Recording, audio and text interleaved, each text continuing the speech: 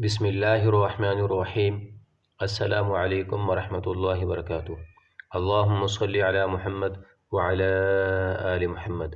Best online Quran classes کی طرف سے میں آپ سب حضرات کو خوش آمدید کہتا ہوں۔ امید ہے کہ ماشاءاللہ تمام دوست احباب خیر و عافیت اور امن اور سلامتی کے ساتھ ہوں گے۔ ماشاءاللہ یہ تختی نمبر جو ہماری 11 ہے جو چل رہی ہے، پچھلے جو اس کے قواعد تھے اور اصول تھے 11 تختی نمبر 11 کے تنوین، نون ساکن اور تنوین کے متعلق دو قاعدے ماشاءاللہ ہم نے پڑھے تھے، اظہار کا اور اخفاء کا۔ ٹھیک ہے جی، تو ماشاءاللہ تختی نمبر 11 کو شروع کرنے سے پہلے جو ہے اس کے متعلق جو ہے کچھ قواعد ہیں، کچھ اصول ہیں جن کو جو ہے وہ سیکھنا ہمارے لیے بہت ہی ضروری ہے تاکہ ہمیں جو ہے حالت روا میں پڑھنے میں آسانی ہو۔ تو ماشاءاللہ جن حضرات نے پچھلے جو ہمارے جو لیسن ہیں ان کو جو ہے ماشاءاللہ کمپلیٹ کیا ہے اور ان کی خوب سے خوب مشق کی ہے تو بہت ہی خوشی کی بات ہے، اور جو حضرات ماشاءاللہ رہتے ہیں تو ان سب سے گزارش ہے کہ ماشاءاللہ پچھلے جو ہمارے جو لیسن ہے تنوین کے بارے میں، ابھی جو ہے وہ پچھلے لیسن میں ہم نے جو ہے وہ دو قاعدے پڑھے تھے، اظہار کا قاعدہ اور اخفاء کا قاعدہ۔ ٹھیک ہے جی، نون ساکن اور تنوین کے بارے میں، تو وہ ماشاءاللہ اس کی بھی مشق کر لیں، اس کو پڑھ لیں۔ ٹھیک ہے جی، تو یہ سارا کچھ جو ہے تختی نمبر 11 کے متعلق ہے۔ ٹھیک ہے جی، یعنی کہ تختی نمبر 11 کو پڑھنے سے پہلے ٹھیک ہے جی اس کے کچھ قواعد ہیں، اس کے کچھ قاعدے ہیں جن کو جو ہے وہ جاننا اور جو ہے ان کا علم کا ہونا، ٹھیک ہے، ان کو سیکھنا جو ہے وہ ہماری تجوید کے لیے بہت ہی مفید اور ضروری ہے۔ ٹھیک ہے جی، تو ماشاءاللہ آج کا جو ہمارا جو سبق ہے وہ ہے جی را متحرک اور را ساکن کے 10 قاعدے۔ ٹھیک ہے جی، را متحرک، ٹھیک ہے، را متحرک اور را ساکن کے ہم جو ہے وہ آج 10 قواعد پڑھیں گے۔ ٹھیک ہے جی، اس سے پہلے جو وہ ہم نے نون ساکن اور تنوین کے ہم نے جو ہے وہ کیا پڑھے تھے، دو قاعدے پڑھے تھے پچھلے لیسن میں۔ ٹھیک ہے، اب جو ہے وہ کیا ہم پڑھنے جا رہے ہیں جی، اب ہم پڑھنے جا رہے ہیں را متحرک اور را ساکن کے 10 قواعد۔ ٹھیک ہے جی، تو اس میں جو ہے پہلا قاعدہ ہے، ٹھیک ہے، شروع کرتے ہیں اپنے سبق کو۔ ٹھیک ہے، بسم اللہ الرحمن الرحیم۔ رب یسر ولا تعسر وتمم بالخیر وبک نستعین، رب زدنی علما رب زدنی علما، رب اشرح لی صدری ویسر لی امری واحلل عقدۃ من لسانی یفقہوا قولی۔ ٹھیک ہے جی، تو اس میں پہلا قاعدہ ہے جی اگر را کے نیچے زیر، ٹھیک ہے، پہلا قاعدہ کیا ہے جی، یہ قاعدے آپ نے جو ہے یہ یاد رکھنا ہے کہ ہم کیا پڑھ رہے ہیں، یہ آپ کو اس چیز کا علم کا ہونا لازمی ہے۔ ٹھیک ہے، وگرنہ تو کچھ بھی سمجھ نہیں آئے گا۔ آج جو ہم پڑھ رہے ہیں رائے متحرک اور رائے ساکن، ٹھیک ہے، رائے متحرک اور رائے ساکن کے 10 قواعد پڑھ رہے ہیں۔ ٹھیک ہے جی، تو متحرک مطلب پریشانی ہو نا، جس حرف پہ حرکت اسے متحرک کہتے ہیں۔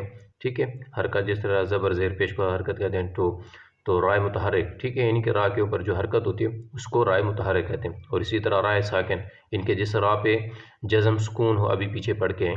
ٹھیک ہے، تو یہ تھوڑی نئی چیزیں ہیں تو ان کو دیکھ کے آپ نے پریشان نہیں ہونا۔ ٹھیک ہے، تو انشاءاللہ ہم آپ کے ساتھ ہی ہیں، آپ کے خادم ہیں۔ ٹھیک ہے، تو اس میں پہلا قاعدہ کیا ہے، پہلا قاعدہ یہ ہے کہ اگر را کے نیچے زیر ہو تو را باریک پڑھی جائے گی، جیسے رجال۔ ٹھیک ہے، تو اس کو یہ قاعدے چھوٹے چھوٹے قاعدے ہیں، ان کو آپ نے جو ہے وہ ذہن میں رکھ لینے، کوئی مشکل نہیں ہے بھائی۔ ٹھیک ہے، ماشاءاللہ قرآن پاک کی جو ہے وہ ایک خدمت کا کام ہے۔ ٹھیک ہے، جس کو بھی ماشاءاللہ دلچسپی ہوگی تو وہ تو ماشاءاللہ یاد کرے گا۔ ٹھیک ہے جی، تو یہ چھوٹے چھوٹے قاعدے، اتنے کوئی لمبے چوڑے قاعدے نہیں ہیں۔ ٹھیک ہے، جو کہ ہماری تجوید کے لیے جو ہے وہ بہت ہی لازمی اور ضروری ہیں تاکہ ہم جو ہے وہ آگے حالت روا میں پڑھیں گے۔ ٹھیک ہے، تو ان کا جو ہے وہ ہم علم کا ہونا جو ہے وہ ہمیں آنے چاہیے تاکہ ہمیں جو ہے وہ ان کا علم ہو، پتہ ہو۔ ٹھیک ہے، تو پہلا قاعدہ ہم نے کیا پڑھا ہے کہ اگر را کے نیچے، ٹھیک ہے، زیر ہو تو را باریک پڑھی جائے گی، جیسے رجالون۔ ٹھیک ہے، اور دوسرا قاعدہ کیا ہے اس میں، دوسرا قاعدہ ہے کہ را ساکن، ٹھیک ہے، را ساکن سے پہلے زیر اصلی ہو تو را ساکن باریک پڑھی جائے گی، بشرطے کہ را ساکن کے بعد اسی کلمہ میں حروف مستعلیہ، ٹھیک ہے، حروف مستعلیہ کون سے ہیں جی، یہ ہے جن کا مجموعہ ہم نے پیچھے بھی پڑھا تھا شروع میں پہلے تختی میں، خص، ضاغطن، قز۔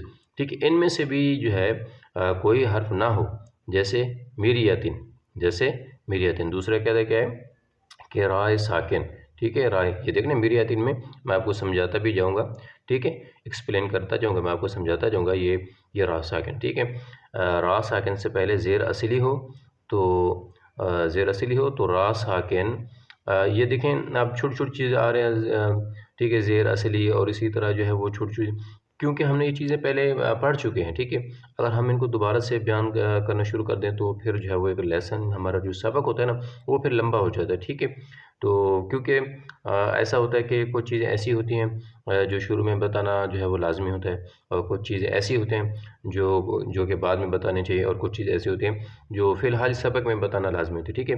اگر سبق میں ہم ساری چیزیں جو ہے وہ ایکسپلین کرنا شروع کر دیں، ٹھیک ہے، تو پھر جو ہے وہ سبق جو ہے وہ ہمارا لمبا ہو جاتا ہے، جس کو جو ہے ہمارے ویور جو ہے وہ دیکھنا تھوڑا پسند نہیں کرتے ہیں، کیونکہ لمبا سبق ہوتا ہے۔ کیونکہ ہماری امید یہی ہوتی ہے، ہماری کوشش یہی ہوتی ہے کہ ہم جو ہے وہ ایک مختصر و ایک آسان انداز میں جو ہے وہ ہم آپ کو تجوید کے جو رول ہیں، اصول ہیں، وہ ہم آپ کو بتائیں اور سکھائیں، ٹھیک ہے۔ تو یہ چھوٹی چھوٹی چیزیں وہ ماشاءاللہ ہم پیچھے پڑھ چکے ہیں، ٹھیک ہے۔ تو دوسرا قاعدہ یہ ہے کہ را ساکن سے پہلے زیر اصلی ہو تو را ساکن بریک پڑھی جائے گی، ٹھیک ہے، بشرطے کہ را ساکن کے بعد اسی کلمے میں حروف مستعلیہ ہو، جیسے خص، ذاغتن، قز، ٹھیک ہے، ان میں سے کوئی حرف نہ ہو، جیسے میریاتن۔ اب چلتے ہیں جی، تیسرا قاعدہ کیا ہے؟ تیسرا قاعدہ کہ را ساکن سے پہلے یا ساکن ہو تو را ساکن بریک پڑھی جائے گی، بشرطے کہ را ساکن کے بعد اسی کلمے میں حروف مستعلیہ میں سے کوئی حرف نہ ہو، جیسے خبیر، ٹھیک ہے۔ یہ آپ نے سمجھتے جانا ہے، کوئی مشکل نہیں ہے، ٹھیک ہے، کیونکہ آپ یہ چیزیں ساری پیچھے پڑھ چکے ہیں۔ چوتھا قاعدہ ہے جی، را ساکن ہو اور اس سے پہلے والا حرف بھی ساکن ہو تو اس سے، ٹھیک ہے جی، تو اس سے بھی پہلے والے حروف، ٹھیک ہے، تو اس سے بھی پہلے والے حرف کو دیکھا جائے، ٹھیک ہے، دیکھا جائے، اگر اس حرف پر زیر ہو تو را ساکن بریک پڑھی جائے گی، جیسے بکر، ٹھیک ہے جی۔ اب پانچواں قاعدہ کیا ہے جی؟ پانچواں قاعدہ کہ را کے اوپر زبر یا پیش ہو تو را جو ہے وہ پر پڑھا جائے گا، ٹھیک ہے۔ پانچواں قاعدہ کیا ہے جی؟ را کے اوپر زبر یا پیش ہو تو کیا پڑھا جائے گا؟ را پر پڑھا جائے گا، ٹھیک ہے، جیسے ربک، ٹھیک ہے، زبر کی مثال، ربما، یہ پیش کی مثال۔ چھٹا قاعدہ جی، را ساکن سے پہلے زبر یا پیش ہو تو را ساکن پر پڑھی جائے گی، جیسے، ٹھیک ہے، بارودن، زبر کی مثال، قرآن، پیش کی مثال، ٹھیک ہے۔ اور ساتواں قاعدہ جی، را ساکن ہو اور اس سے پہلے والا حرف بھی ساکن ہو تو اس سے بھی پہلے والے حرف کو دیکھا جائے گا، اگر اس پر زبر یا پیش ہو تو را ساکن جو ہے وہ کیا کیا جائے گی؟ را ساکن کو پر پڑھی جائے گی، ٹھیک ہے، وہ جو ہے پر پڑھی جائے گی، ٹھیک ہے، جیسے لیلۃ القدر، ٹھیک ہے، یہ دیکھ رہے ہیں، لیلۃ القدر زبر کی مثال ہے، ٹھیک ہے۔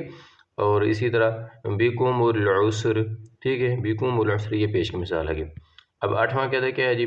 آٹھواں قاعدہ ہے کہ را ساکن سے پہلے زیر عارضی ہو، ٹھیک ہے، زیر جو ہے وہ کیا ہو؟ عارضی ہو، اور را ساکن جو ہے وہ اس میں کیا پڑھی جائے گی جی؟ پر پڑھی جائے گی، جیسے ارجع، ارحم، ارتبتم، ٹھیک ہے۔ تو ان تمام جگہوں پہ جو ہے وہ را ساکن پر پڑھی جائے گی، ٹھیک ہے، پر ہوگی۔ اس سے پہلے زیر عارضی ہے، ٹھیک ہے، ان میں جو ہے وہ پہلے کیا ہے جی؟ زیر عارضی اصلی، وہ ہم پیچھے جو ہے چھوٹی چیزیں جو ہے وہ ہم پڑھ چکے ہیں، ٹھیک ہے۔ تو اس میں جو ہے ان تمام حالتوں میں ایک پیچھے اوپر وہ نوٹ ہے، اس کے بارے میں بتا رہے ہیں، ٹھیک ہے۔ تو اس سے پہلے جو ہے زیر عارضی ہے، اصلی نہیں، ٹھیک ہے۔ نواں قاعدہ جو ہے وہ کیا ہے جی؟ را ساکن سے پہلے زیر ہو لیکن زیر دوسرے کلمے میں ہو تو بھی را ساکن جو ہے وہ کیا کی جائے گی جی؟ پر پڑھی جائے گی، جیسے من ارتض، رب ارجعوا، ٹھیک ہے، تو اس میں جی کیا کیا جائے گا؟ را ساکن کو پر پڑھا جائے گا۔ 10واں قاعدہ اور آخری قاعدہ کی یہ ہے را متحرک اور را ساکن کے بارے میں، کہ 10واں قاعدہ را ساکن کے بعد اسی کلمے میں سے حروف مستعلیہ میں سے کوئی حرف ہو تو را ساکن ہر حال میں کیا کیا جائے گی؟ کیا کیا جائے گا جی؟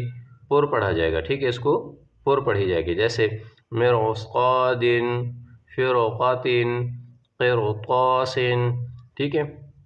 تو نوٹ یہ ہے ایک کہ امالہ کی را ایسے پڑھی جائے گی، جیسے مطلب ایک عام جو ایک ہوتی ہے، ٹھیک ہے، قطرے کی را، جس طرح مطلب عام ایک پڑھتے ہیں، ٹھیک ہے۔